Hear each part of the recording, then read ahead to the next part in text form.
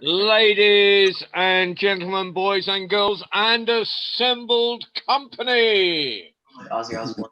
welcome to the World Storytelling Cafe. And tonight, it gives me great pleasure to introduce someone who I've heard lots about and you have probably heard before, but I'm told it's absolutely magnificent. I'm really looking forward to this. Can you please put your hands together and welcome Antonio Rocha?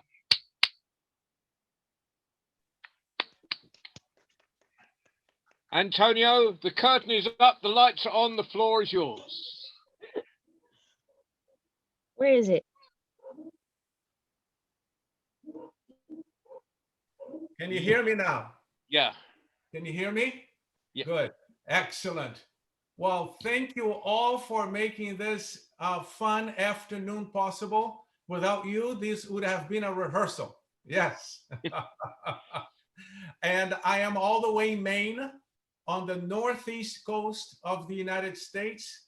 I am right between Montreal and New York City, about 6 hours away from one and 6 hours away from the other, right in between. But I was born and raised in Brazil, if some of you don't know that. So this is a very interesting world we're living in right now, because the World Storytelling Cafe is an organization based in Morocco, and that is Northwest Africa. Morocco is right across the Strait of Gibraltar from Spain, and or from England, you know, because the Gibraltar is an English outpost there. And then we have John Rowe, who is the lovely MC you just heard. He's in the UK. And Julio, where I believe you're in East Europe, Eastern Europe, right? So, and then there are people from all over the world attending this, which is very exciting. So the show today is going to be folk tales through and through. And there is a very specific reason why I've picked these folk tales, not just because I was planning to do a family-oriented show, but since it's a holiday, I think a lot of kids are outside running around, which is a good thing. But you can also, this will be available later on, and you can share this with kids. But there's something I want to talk about today through the stories, which is our internal well-being, and how this internal well-being can manifest a more peaceful, just, and stress-free world around you, okay? And so that is why I've selected the stories I have selected today, and we can even discuss these stories afterwards. But if you listen closely, they're not just kids' stories, okay? And so here we go. The first one comes all the way from Asia. This is a very common motif, and this story has different versions all over Asia and in other parts of the world as well. And one of the reasons why some stories, they have different versions of them around the world is because of the importance they have for our well-being. Okay, that's why they become popular and people take them, and they might change the clothes of the story according to their culture, but the bones of the stories remain the same. So here it goes. Once, a long time ago, in one of Asia's many forests, there once lived a family of rats. You heard me right. A family of rats. Yeah, this time. It was a whole family. There was mom, there's dad, and the children. Now, one of the kids, she was at the right age of marriage. And the tradition called that it was the responsibility of the parents to find a suitable husband. But that was the way things ran in that part of the world. Well, The father wanted the best, the mother as well. And that set them off on a journey of a lifetime. We must find the most powerful one, the most powerful being for our daughter to marry. That's right, the most powerful being, the most powerful entity in the world for their daughter to marry. And after deep discussions, they realized it had to be the sun. For the sun is hot, the sun is mighty, the sun is always there, day after day, even when you can't see it. The sun is always shining. And so the mother rat and the father rat climbed the highest mountain to speak with the rising sun. Oh, here it comes, here it comes. It's the sun is rising, the sun is rising. Oh, this is going to be a very exciting wedding for sure. Our daughter is going to marry the sun. Yeah. Oh, there's the sun, there's the sun. Hello, good morning. I hope you can see us down here. Yes, we're on top of the mountain here, and we'd love to ask you to marry our daughter, because you're so powerful, and we want what's the best for our daughter, and so that's why we're here. We'd love for you to accept this honor, this invitation from us to marry our daughter, for you are the most powerful one. Please, will you marry her? Will you marry her, son?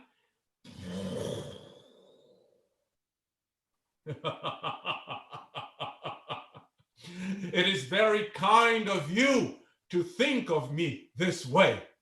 Yes, I am the sun.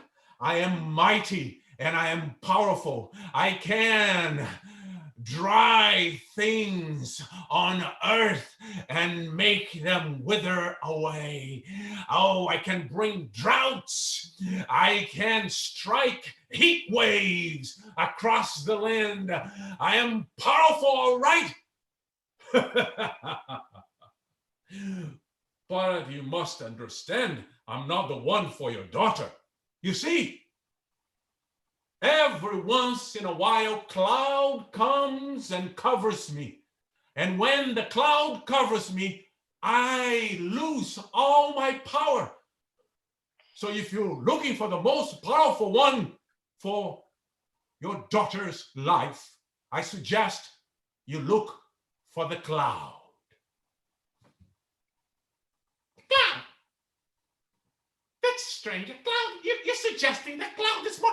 The cloud... What if it decides to rain at the wedding? It's going to be terrible. A cloud is going to bring... Oh, what if it's thundering and striking with... That's right.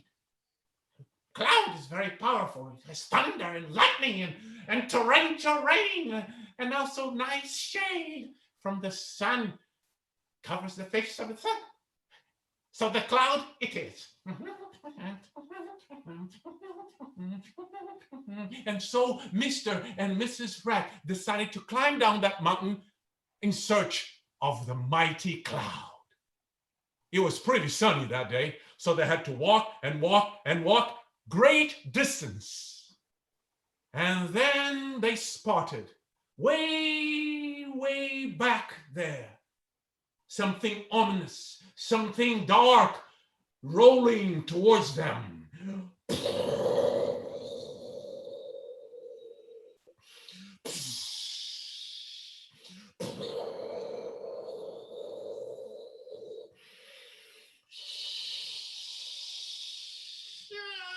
It's pouring now. It's pouring rain. Oh, we're gonna drown. Stop it, please. I know we are powerful. We don't have to drown us. Cloud, please. We have something very important to ask of you.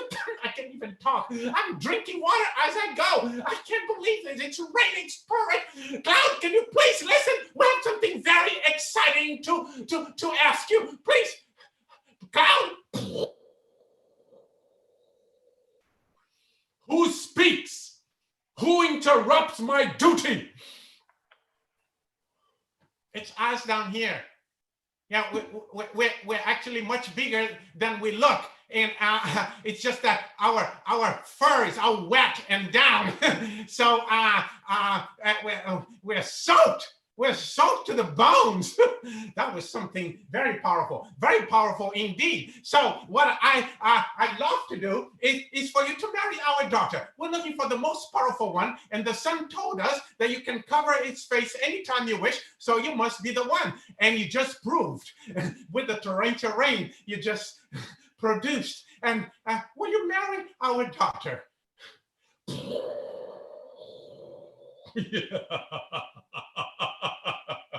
Marry your daughter. Are you out of your mind? I'm a cloud. I'm a thunderhead. I know I'm powerful. I can bring rain, monsoon, flood villages, and drown people and animal alike. I can bring soothing rain. I can bring soothing shade. Oh, I can strike the forest with a lightning bolt and set it ablaze. But I'm not the one for your daughter.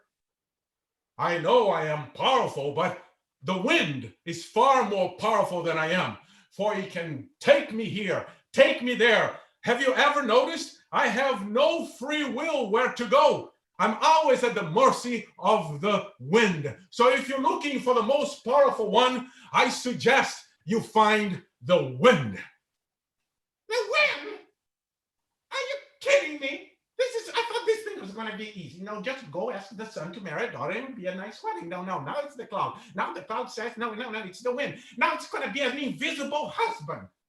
How is my daughter going to find her? What kind of wedding that's going to be? People are going to come to the ceremony and say, oh, this is such a nice wedding. Oh, what a nice setting. Where's the groom? Where's the groom? Oh, excuse me? Oh, the groom is over there, standing next to her. But we can't see. What kind of wedding that's going to be? That's going to be... But it's true. The wind blows the clouds, so we must be the most powerful one, and we want the most powerful one, and so it is.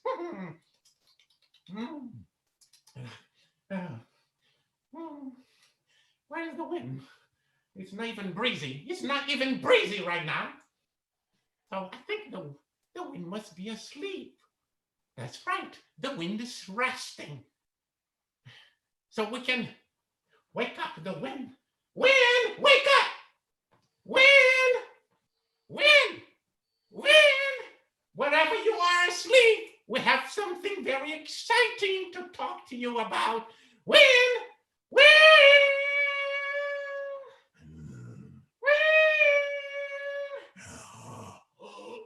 Wind! I swear I heard somebody call me. It must be a dream.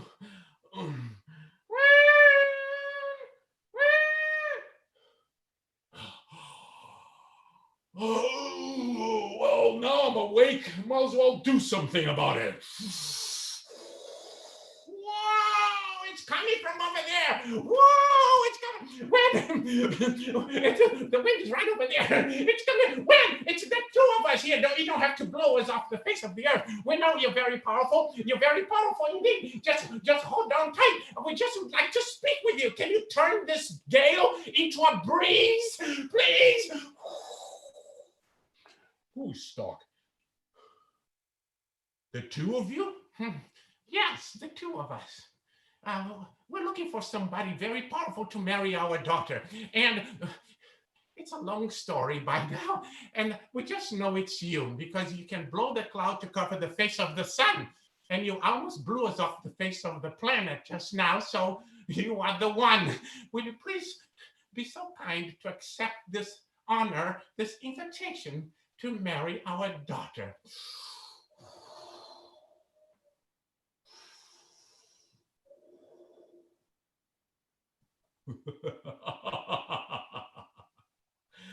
I am the wind, and much power I carry in the invisible self. I can turn around in a tight circle and uproot trees. They call me a tornado when I feel that way. Other times I turn in a much larger circle and cross entire oceans with only one eye open. Oh, the newspapers broadcast, hurricane is coming. Hurricane is coming. I know I am powerful, but I cannot marry your daughter, for crying out loud. I'm not that powerful, for there is a statue in the forest. Right there. There is a statue of Buddha. It sits still, and yet so powerful it is. I've tried to knock it from this side. I've tried to knock it from the other side, but no matter what I do, those rocks remain put. If you're looking for the most powerful one, go and speak with Buddha. That's the one. Oh, wonderful. Our daughter is going to marry a statue now. Who'll make a quiet husband. Gonna have to truck it around and go to a party. Here comes with a truck. Okay, well, if you can't budge the rock, if you can't budge the statue, then that's the one. And so they venture into the forest. Those two. Until they arrived at a clearing where the Buddha sat as a statue. They explain what had brought them there. And with great and deep listening, after a brief silence, the statue spoke. It is very true, isn't it? The wind can blow the cloud to cover the face of the sun, but yet it cannot move any of the rocks creating this statue. But I'm not the one for your daughter. The one for your daughter lives underneath my feet in a tunnel. Go in there and you'll find him. Tiny and mighty.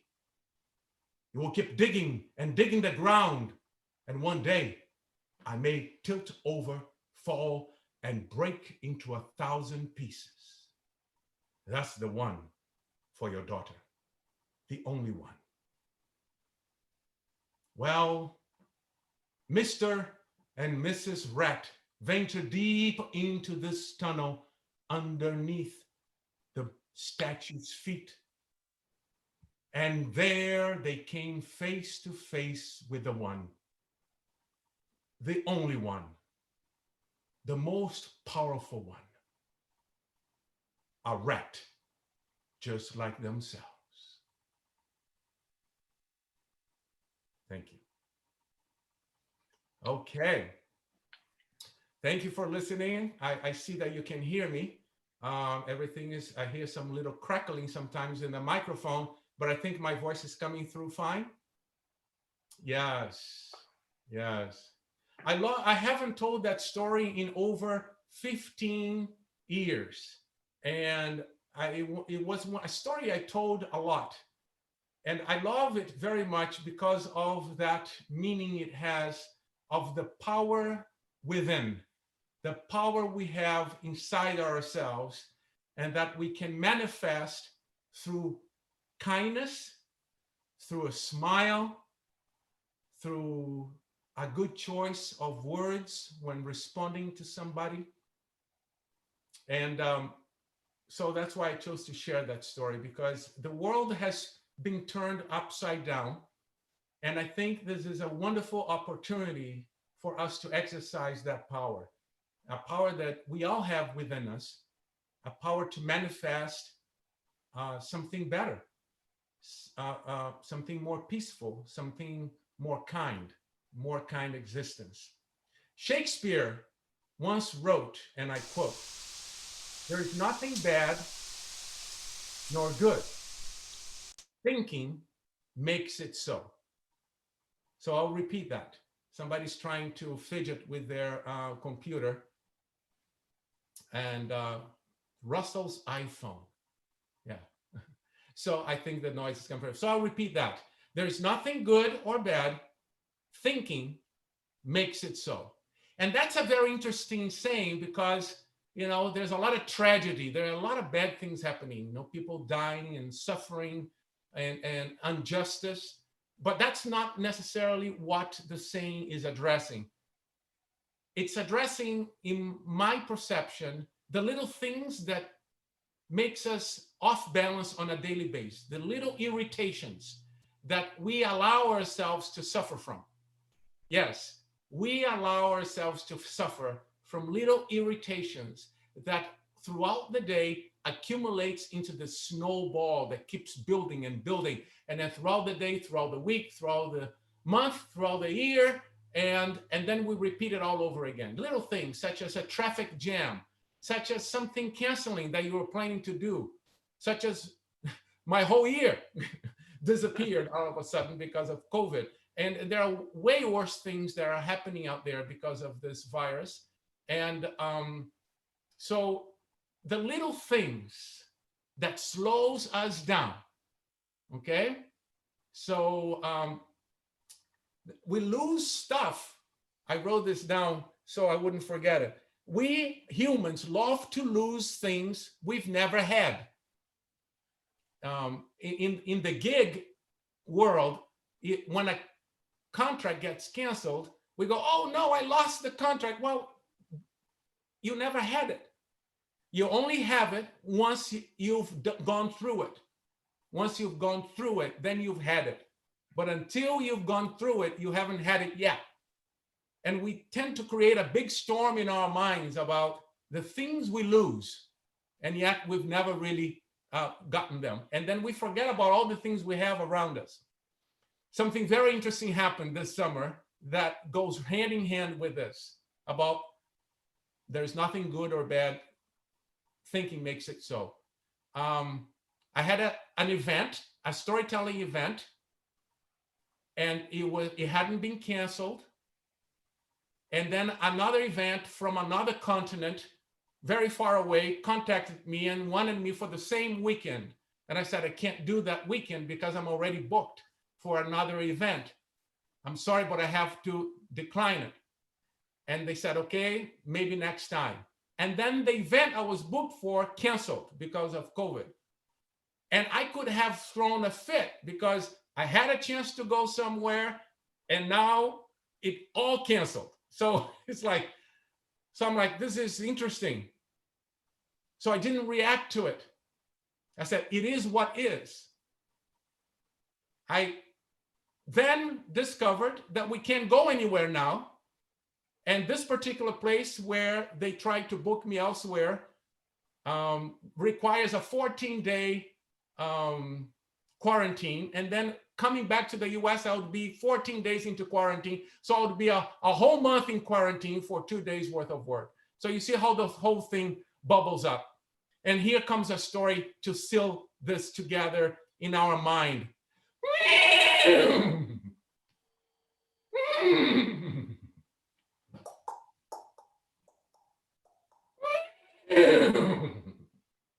Once there was a farmer, and his horse galloped away. And his neighbor, another farmer, came over to the fence and said, oh, I'm so sorry you lost your horse. Your horse went away. And the farmer who had lost the horse simply replied, I don't know if it's bad. I don't know if it's good. Well, a few days later, the horse came back and brought with it yet another horse. How about that? He brought back another horse. And the neighbor came running and said, oh, you're very fortunate. You are so fortunate. Look at you. Your horse not only comes back, but it brings another horse with it. You're a lucky man. And the farmer who now had 2 horses, said, well, I don't know if it's good. I don't know if it's bad. While the farmer's son was trying to tame the new horse, he fell off the horse and broke his leg. Oh, here comes the neighbor by the fence. Oh, I just heard about your son fell off the new horse. Oh, that's so terrible. I'm so sorry about that. And the farmer simply, with no change on his expression, said, well, it is what it is. I don't know if it's good. I don't know if it's bad. Well, the emperor decided to go to war with the neighboring empire and gathered all the healthy young men to go into war. The farmer's son with a broken leg could not serve. And so he stayed home. And here came the neighbor. Oh, your son is so lucky, not going to war.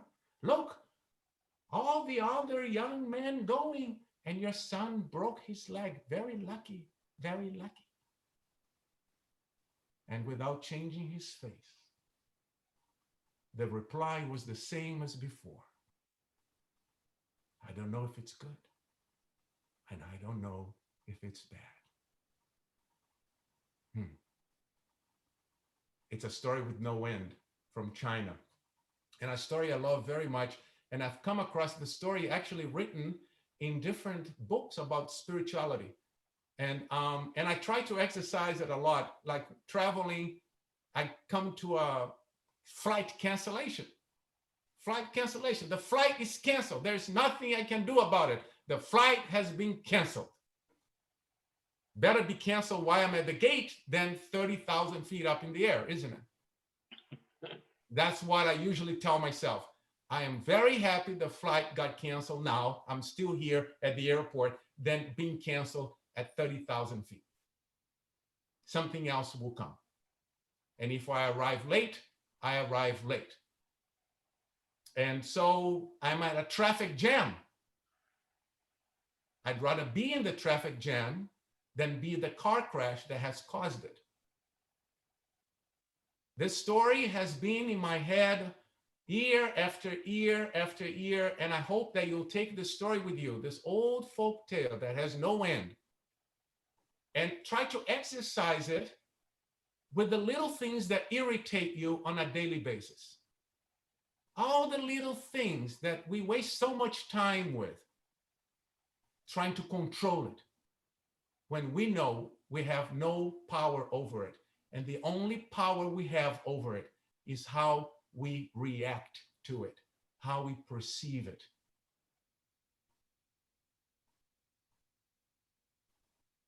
And here comes yet another story. And I was gonna, it's a story that you've probably heard me tell before, but it doesn't matter. And it goes hand in hand with the unknown that we are living. The unknown. We don't know what's going to happen tomorrow. And that frightens a lot of people. And, but the good thing about it, the good thing about not knowing is the fact that we've never really knew. Think about it. Before COVID hit, we had a perception that we had the future under our control.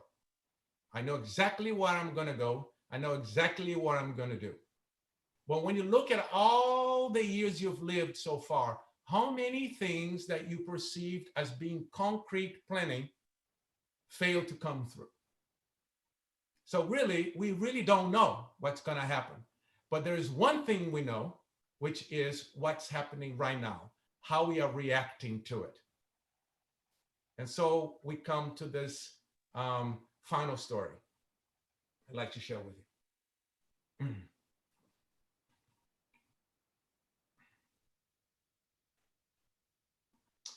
A long time ago, there was a village. Oh, this village was adorable.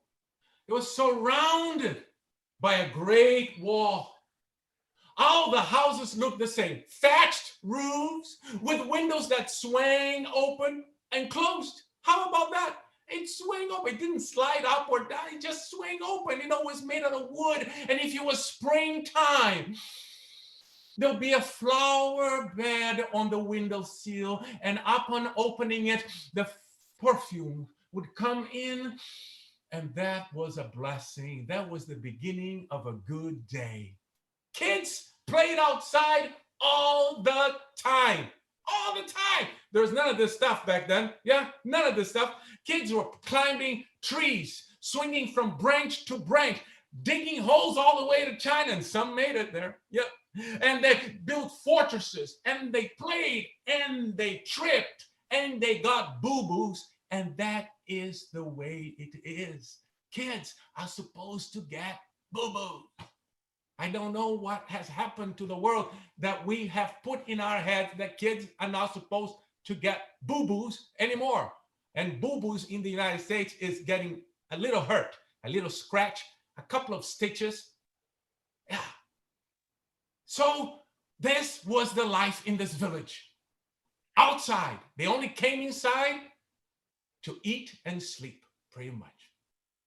And so they were playing, building toys, rag dolls, little wooden trucks with sticks.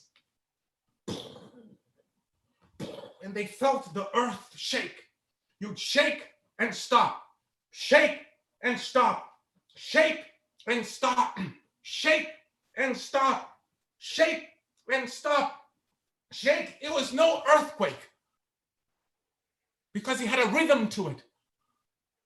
It started very lightly, very faintly, and what was making the earth shake and stop? So the kids ran home to ask their parents. And when they got home, their parents were asking one another what was going on. What do you think it is? What do you think it is? And things were moving on the shelves and falling off the shelves and breaking against the floors. And that was the time that the parents grabbed the children and went to the village square, because that's where they gathered. Not just for farmers market day, but also to talk about things that mattered. And this mattered very much indeed, for the ground was shaking and stopping, shaking and stopping, shaking and stopping, shaking and stopping. The whole village was at the village square, and one villager yelled, "Do not open the gate! Do not open the gate! I have a feeling it's not coming from underground, but it's coming from out there." Another village came running with a tall ladder and put the ladder right against the wall. "I'm going to get to the top of this wall and I'm going to take a look and see what's coming. I'm going to see what is it that is coming towards the village. Stay put. Do not move until I say what I see." And he got to the very top of the wall, and what he saw coming towards the village turned his face pale as a ghost. He whipped his head around and he went, there's a, and people are looking at him, and he can't say what he sees. And he looks at it again, and his face pale as a ghost. He whips his head around. There's a, what is it? Tell it to take a deep breath, cough, get it out, get it out. There's a giant coming. A giant is coming. And when people heard the word giant, they grabbed the kids and they ran home as fast as they could. You know, some of the kids could not even keep up with the grown-ups. You know, the little ones went flying like kites. They got home, they opened the door, and they threw the kids inside as fast as they could. Kids were bouncing off the walls. No, that didn't happen. I got carried away there. They just put the kids inside, and they locked the doors, and they shut the windows. And for the very first time, no one was outside. Just the giant coming, one gigantic step at a time, and the grown-ups and the kids are holding on to one another.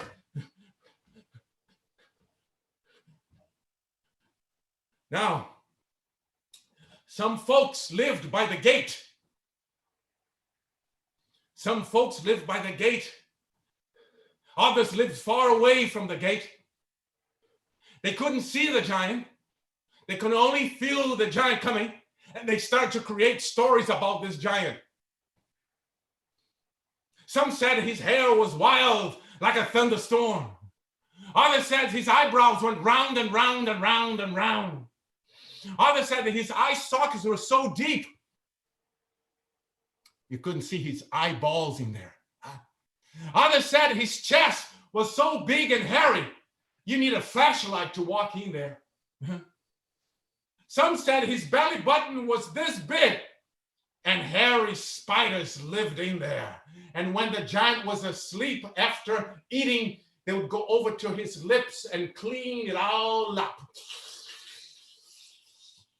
Some said his thighs were like pine trees, and others said his feet smelled like rotten fish.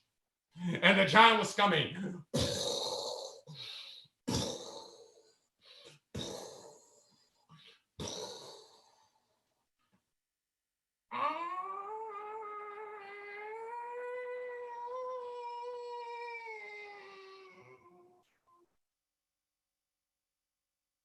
And that's when everybody heard the gate opening.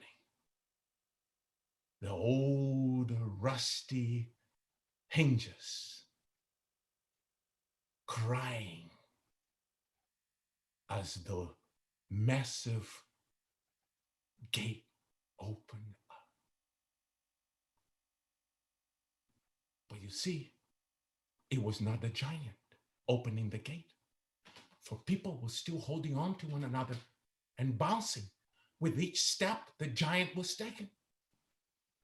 It could not be the giant, for the giant was still coming, but the gate had just been opened. Somebody else had opened the gate. And the folks who lived near it mustered up their courage to go over to the windows and take a peek. And that's when they saw the one that had opened the gate. Some said he was a girl. Some said he was a boy. You know, people remember things differently, and they were not quite there looking at their faces. They only saw their bodies from behind, and they're filled with terror. It's a girl. It's a little girl. She opened the gate. She opened the gate. It's a little boy. He just opened the gate.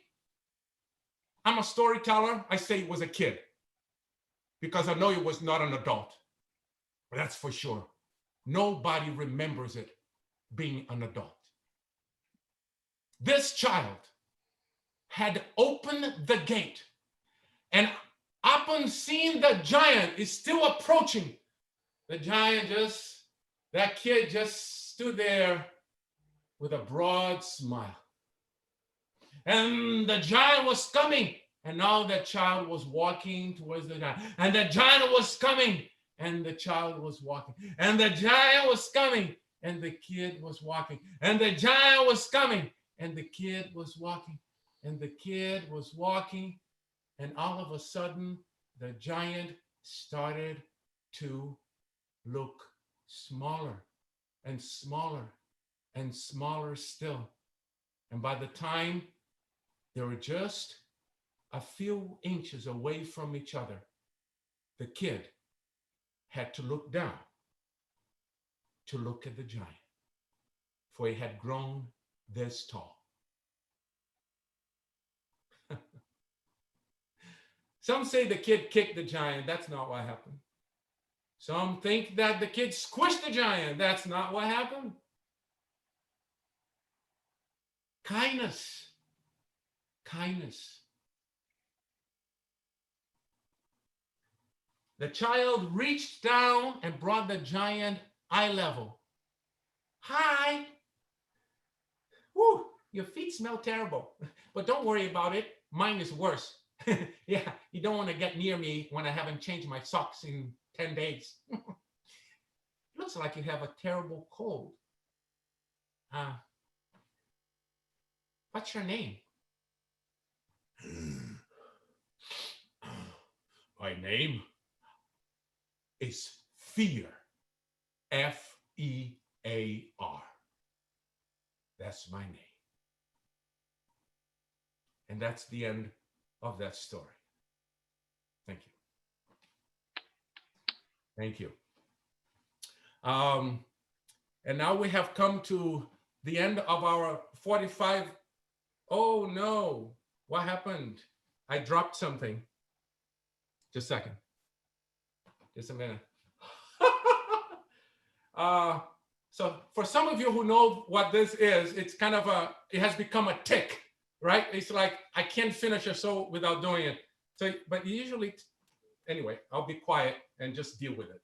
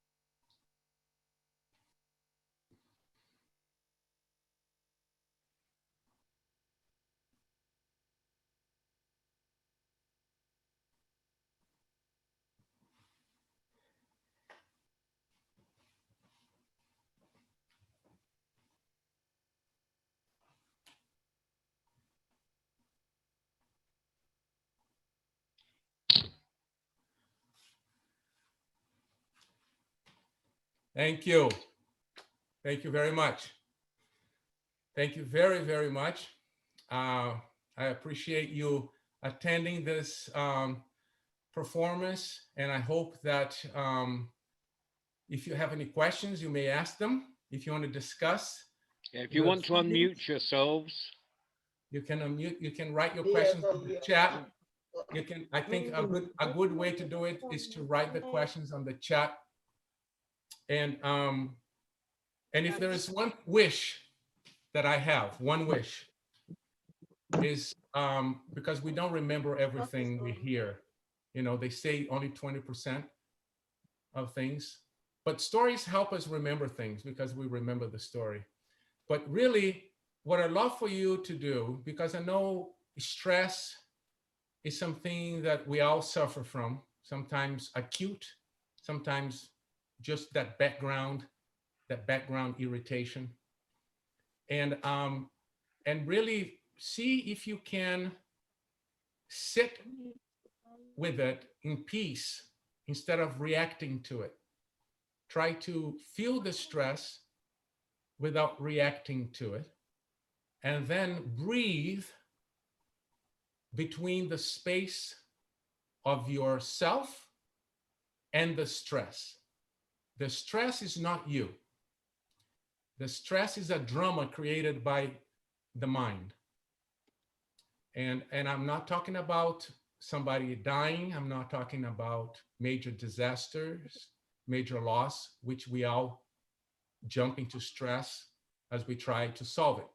I'm talking about the little things that we give too much attention on our daily lives, which creates havoc by the end of the week. And then we keep on doing that. So remember that horse story from China. I don't know if it's good. I don't know if it's bad. As Shakespeare said in Hamlet, there's nothing good. There's nothing bad. Thinking makes it so. Any thoughts about that?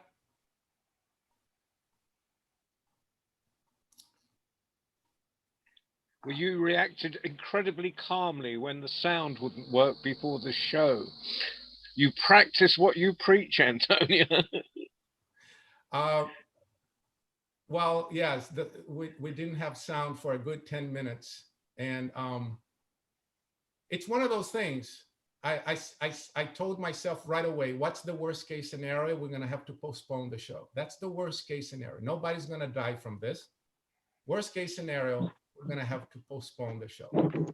And that would have been not a bad thing when you think about it. Of all the crazy things that could have happened, uh, having to postpone the show, if it had to be done, there would have been a reason behind it.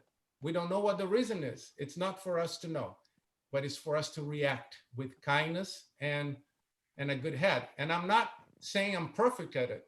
I'm not perfect at it at all. The reason why I'm sharing this is not because I've mastered it.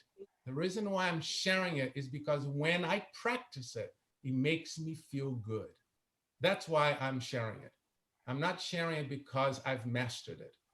I just know that when I am in that zone of not getting flustered, I get to be more peaceful that way. And interesting, so a solution manifests itself. I was a little flustered because the sound was not working. I turned on and off Zoom 3 times and the sound was still not working. And then I said, okay. And then I remembered something, turned the whole computer off and reboot it. And when I came back, it came back with the sound. So I don't think I would have remembered rebooting the computer if I was losing it and swearing and punching things and knocking things down. Not that I usually do that. But so, you know, there's something about aviation that goes hand in hand. An airplane,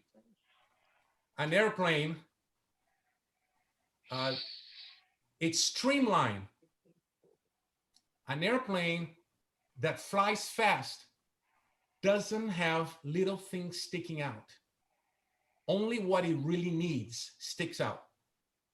So a heavy jet like a Boeing 747 that I'm holding right now, it's more streamlined, can glide with the engines turned off. It can glide farther than a small plane, 1/10 of its size, that has lots of things sticking out, like antennas and propellers and wheels that don't retract and stuff. So the little things that stick out on an airplane causes drag. Okay, so the air doesn't flow very well, so the plane drags to get to the speed it needs to get, burns more fuel because it's dragging through those little bumps sticking out. And so it's our mind. When we have this little irritation sticking out all the time, it makes us drag and it makes us burn more fuel to accomplish what we need to accomplish, meaning more energy. Anybody else would like to share anything about that? Because I don't want to be the only one talking about this, because I know you also have wonderful things that you could bring to the plate if you feel comfortable doing that.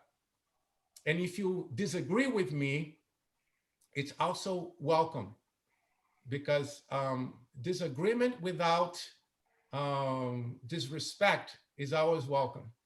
You know, we all different. We all see things differently, you know, and I'm not, anyway. Hi, Antonio. This is Andy Loffer from near Sacramento, California. And where is I'm right here? Oh, there you are. Andy, yes, I see you waving. Hi, Andy. And hi, I wrote in the chat box that I practice the concept of equanimity when I meditate. Yes. And that really goes along with what you're saying. I mean, the world is. Can you yes, elaborate on it a little bit for people? Well, the world is as it is. And if you're trying to meditate and things are making noise and so on and so forth, it's okay to let that happen, because that's just the way the world is. And you have to learn to relax with how the world is. And so, and I love your example of sitting in traffic too. I've often taught my kids how to relax when we're in a traffic jam. Mm-hmm. Not only is it better not to be in the accident, but it's out of your control. And so just relax. So. Yes, it's completely out of your control, especially when you just passed an exit and you catch the traffic. Those are like those are really good teachers. You just passed an exit, like you can't go back because you can't back up. And you're like, wow, I really need to learn something today from this traffic jam. Yeah. And when I used to travel with musicians and bands, we always used to say, there'd be terrible gigs happen, where everything would fall to pieces, and we'd just say, well, this will make a good story, because if everything goes smoothly, there's no story. There's no story. That's right. That's right. It's a really, I feel, I honestly feel that humanity is being set back with COVID, and as I've read before in different books, whenever you feel set back, it's because you're about to go forward really fast, meaning in a good way, go forward in a good way.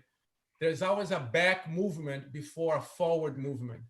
Bow and arrow, before you pull the bow back, before every action forward starts with a winding, a back reaction.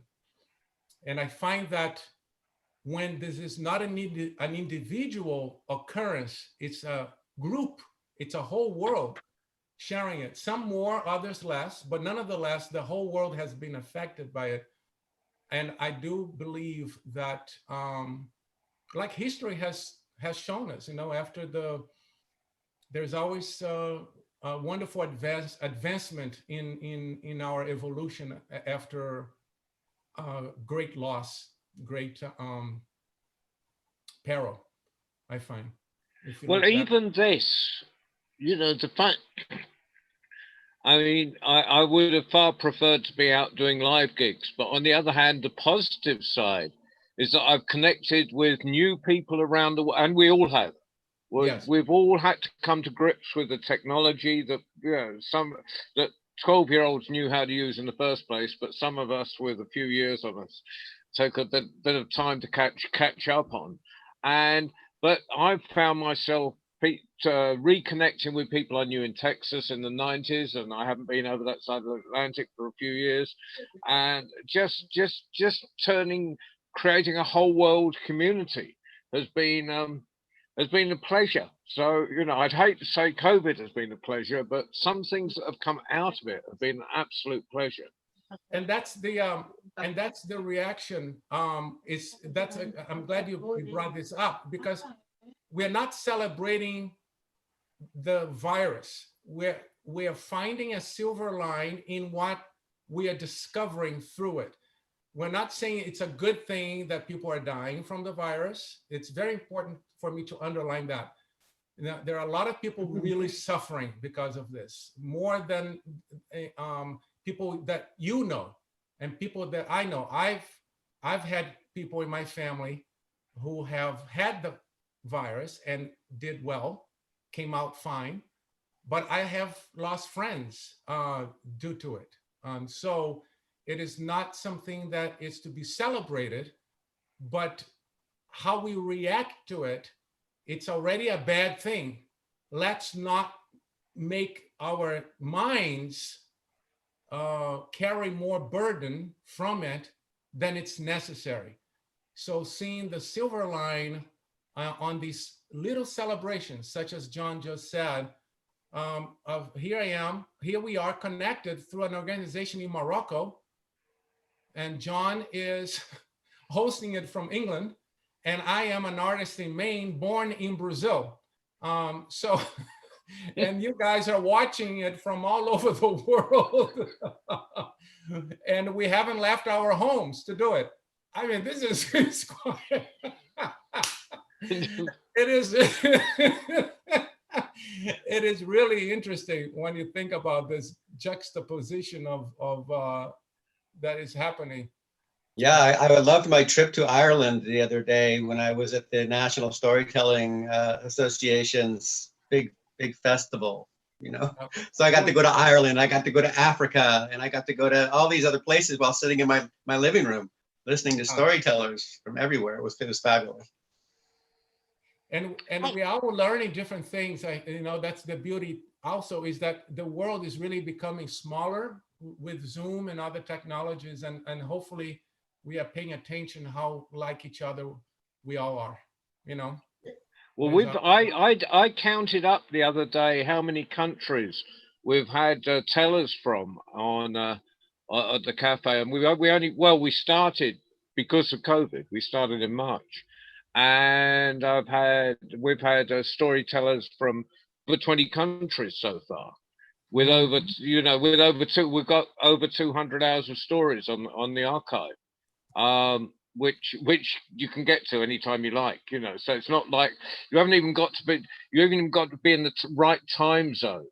um so although you have to be for the live stuff, but Mhm. if you just want to see it, it's there. And that's I mean, that kind of global thing, I think, is just incredibly positive. Yes. Antonio. Yes, my dear. Who is this? Donis? Yeah, Dennis. from Nebraska. Yeah, Golden yes, Red. I know where you're from. Don't worry about it. I can't see you yet. I can't see you yet. I'm passing around the strip Well, of. that's There you okay. are. There you are. Hi. Hi. And there's Curly. Yes, Shirley's there. Yeah. I often thought about when there were students and having a big argument or a fight, and you had to go and take care of it. I went over to them and said, we're outdoors, and they sat down, and I sat down on the ground, and they had to tell me what the problem was, but one at a time and in a whisper. And it's really interesting. You can't really talk loud or express anger well with a whisper. Interesting. That's an interesting That, technique. I'll Yeah. steal that. Yeah. That's good. I mean, it just shows the power of the voice. If Yes. you're really talking gentle and everything like that, it calms you down Yes. without someone saying, you settle down now. But it's just, we had to sit down. We waited. They waited for me to say something, and then we followed up with the solution. Yeah. There's a book that I'm about to get. I haven't read it yet, but it's The Untethered Soul by Michael Singer, and he talks about the all these little disturbances that we have as thorns. He uses the thorn. This is actually, it's in a podcast. You can listen to it on YouTube. Um, Michael Singer talking about the thorn, and he speaks about the thorn. It's something that we all have. Sometimes not just one thorn, but several, and you have a choice. You can always have the thorn there, and everybody who walks around you or near you, you have to always say, don't touch it. Every time you walk without paying attention, you might touch it and it hurts. So you have a choice to always carry the thorn or take it out and never have to worry about it again. And a lot of people love to carry thorns. They like to maintain it because they create an identity around that pain. It's their identity now. Don't you, and he said, just breathing, when you feel the discomfort of the thorn, whatever it's irritating you is the thorn. Okay, that's a metaphor for irritation. Whatever it's irritating you, or sometimes you don't even know what's irritating you. You just have that angst in your chest. You just wake up sometimes with that angst. To breathe space behind it. And he said, you don't even have to know the origin of the thorn, of the irritation, of that sensation. Just breathe behind it. Picture you breathing light behind it, breathing. And by exercising that, the thorn no longer causes pain. meaning you're not reacting, like the whispering of the voice that Don has just said, is you are not reacting to the friction when you have to whisper the same way that you would if you're screaming. And then you create perspective that way, right? Sometimes little noise doesn't go amiss though. I remember running a workshop in a prison, and the guys had been. We had to get a book out of it in the end, but the guys had been discussing in quite loud voices all week, and I just let them. I kind of let things flow, see what happens. But eventually, there was a moment where we needed to get something done, so I stood on the table and said, "My turn," in quite a loud voice, and and then for the rest of the session, they just said, "Okay, John, but promise never get stand on the table again."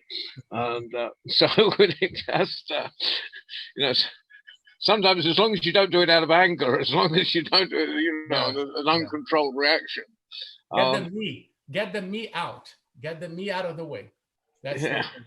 get the me out of the way. It's not about me, it's about something else. You might not know what it is, but it's not about me. In another spiritual book I read, it's like when you complain about hot soup, when he uses, it was Eckhart Tolle, he said, if somebody brings you cold soup in a restaurant and you're expecting it hot, there's a difference between saying, can you please heat up the soup, as opposed to, how dare you bring me cold soup, right? So how dare you bring me, it's about me, it's about the ego. And as opposed to, can you please heat up the soup? I prefer to eat it hot.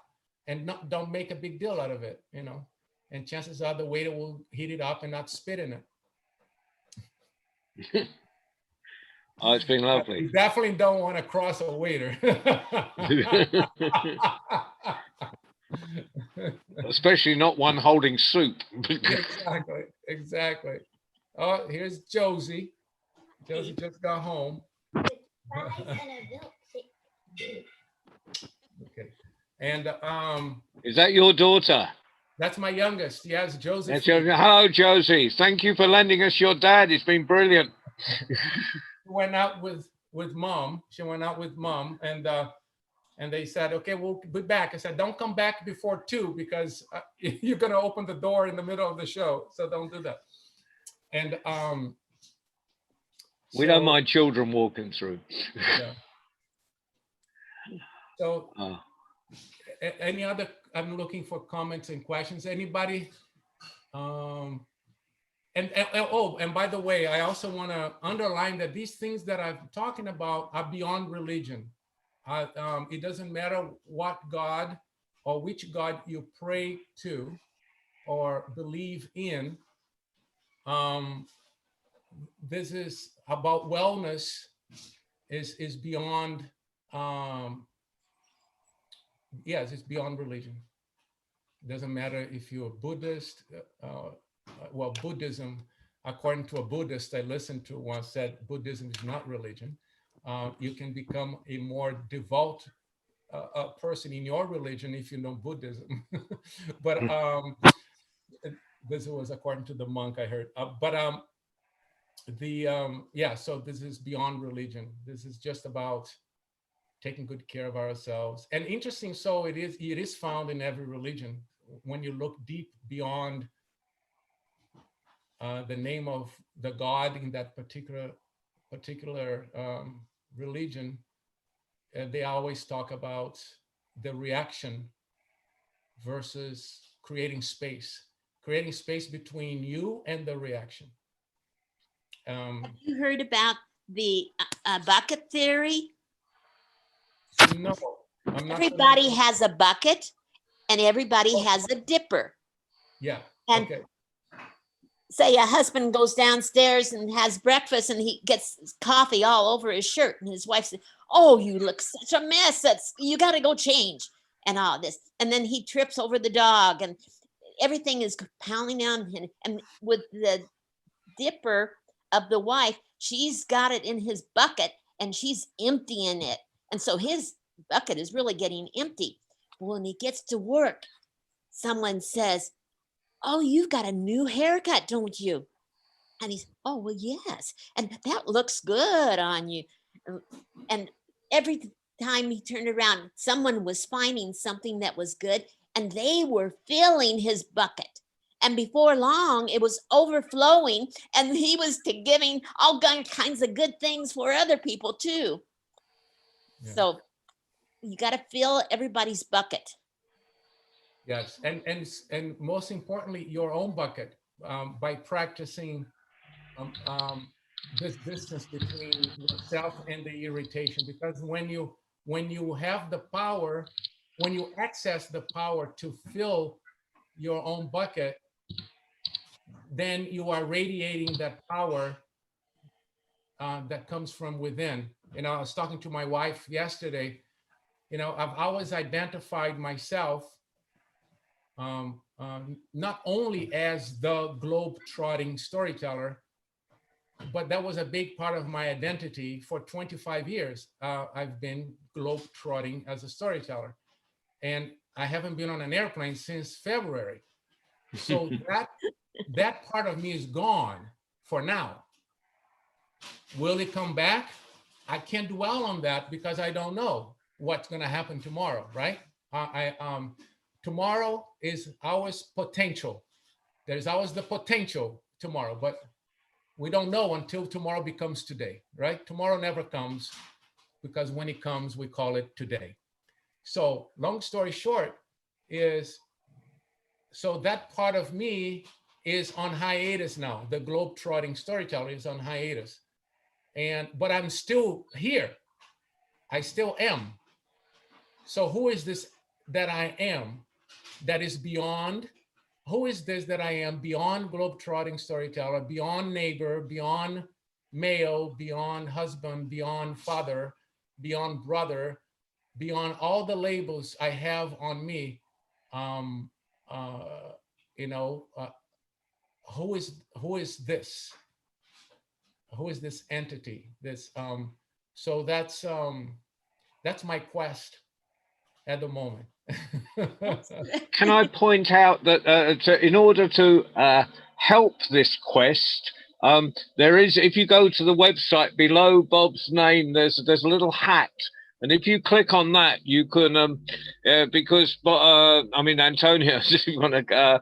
Bob, who's Bob? Antonio, beyond below Antonio's name, and because Antonio, like most artists, will probably, as you cannot be globe-trotting at the moment, there's been an enormous lack of fees coming towards you, so donations would be appreciated, I'm Oh sure. yeah, donations. Oh, you're going around talking about donations. You can go straight for the heart on this one. Yeah, but I'm English. You know, people always say, when I'm in America, they say, just say what you mean, John. Give him some money. Yes, donations are welcomed. Donations are welcomed, and my PayPal is my email, Antonio Rocha Storyteller @gmail.com. And there's a button. There's a button on the website of the World Storytelling Cafe where you can click there to donate to. And yeah, if you just go to Antonio's page or just anywhere with Antonio's name, you'll see a little hat there, and so just click on the hat. Lulu, is it right to say Lulu for the gentleman? Julio. Oh, Julio. Okay. Yeah. It's the spelling, that's throwing me, it's a J. Okay, Julio, now that I can hear him, I never got your country, where you are located. I'm always interested in that. He's in Romania, up in Transylvania, near Cluj. Oh, Josie, there's a gentleman who's making this show possible. He's in Romania, in Transylvania. How about that? We play a geography game here at home in which you have to create a 10-day trip.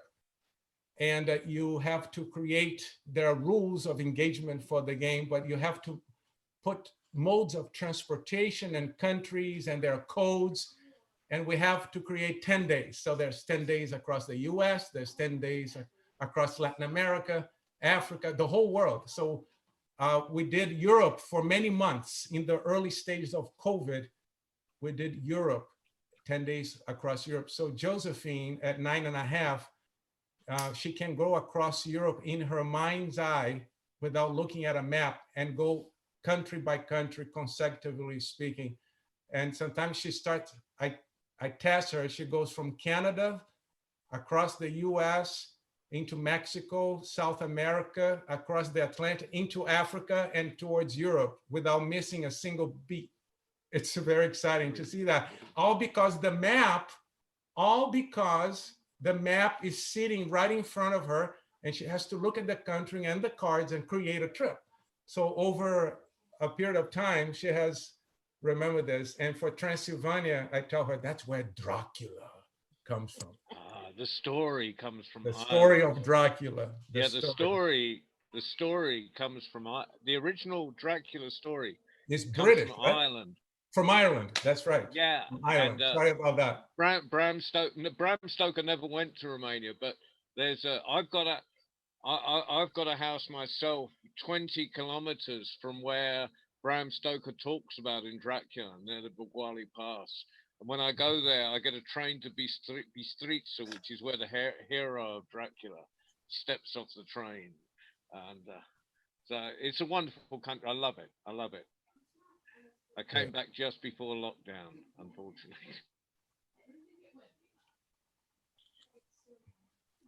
Well, how are you feeling, John? Do you think we should call this Yeah, well, a I good think one? unless anyone's got anything to say, I think we should just give you one more round of applause and a huge thank you. It's been fantastic. Thank you. And if you'll join me in a couple of weeks on a Monday night, because and more important, we'd love to see all of you in the cafe. You know, we have this sort of live stuff going on. Go to the schedule. That's the easiest way. Monday nights are usually a magazine program, which we have either a theme, which this Monday are naughty, mischievous, or tricky girls. And so we've got Norman Perrin from Canada. We've got a couple of storytellers from England that are dealing with that. But in a couple of weeks' time, we're having a discussion about where we go next. What after COVID? What happens with storytelling? Because COVID will change things, and how we progress, how we grow. And if I'm hoping Antonio, we talked about it earlier, will come on this panel, because I just think Antonio's perspective is just so interesting, and the fact that you do multi-art, you do the mime as well, and the whole mix is just going to be so good. So I don't know who's going to be on that panel, but Antonio will be one of them, and there'll be Mike Rust, a festival director from over here, on it, and I'm hoping to get people from other countries as well. And can you other continents. Can you put a date of the month now? You say in a couple of Mondays, but can you? I'm just reaching over here to my diary. What is the number? Yeah, the I'm only being vague because I didn't have my diary in front of me, but I have it. The 21st. I think it's the 21st. Okay, that will be the 21st. Yes. That's right. That's what I thought. Yeah, I'm just going to write that in myself. We only planned it on Friday when I was sitting around for the first time. I sat around a fire with other storytellers for the first time in several months. What time of day? Well, it'll be the same time of day. We usually do our shows at 6 o'clock in the evening, London time, which will be the only time we change is if I've got a live storyteller from India.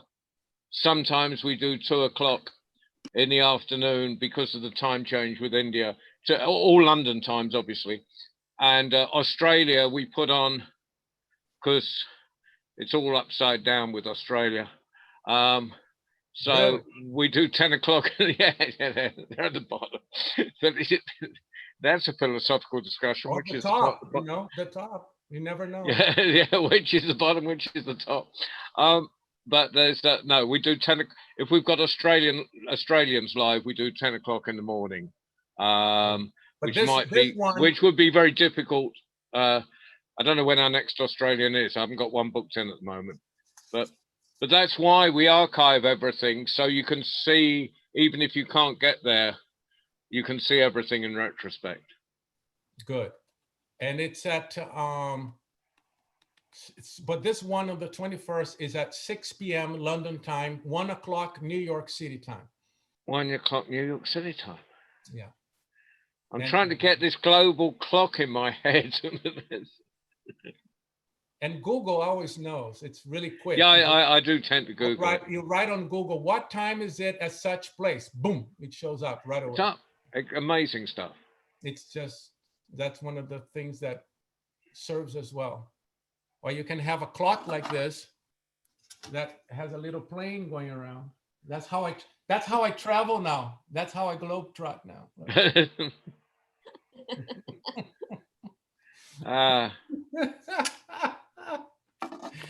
But well, thank you, everybody, and we'll let, because it's now quite late for Julio. It's what is it? It's 7:15 here, so it's quarter past. It's about 20 past 9 in Romania. He might want to say hello to his family, so we'll let Julio say hello to his family. So he's right there next to the Black Sea, the Delta. Julio, have you been? I watched the whole program on Wild Romania, on the beauty of the Danube Delta as it pours into the Black Sea, and it's quite magnificent with wild horses. It's an amazingly beautiful country. There are wild horses there. It is a gorgeous wild part of Europe, the Danube, as it snakes through Romania and goes into the Black Sea. So if people want to, Julio's at the other end of Romania to the Black Sea, sort of. It's on Netflix, Wild Romania.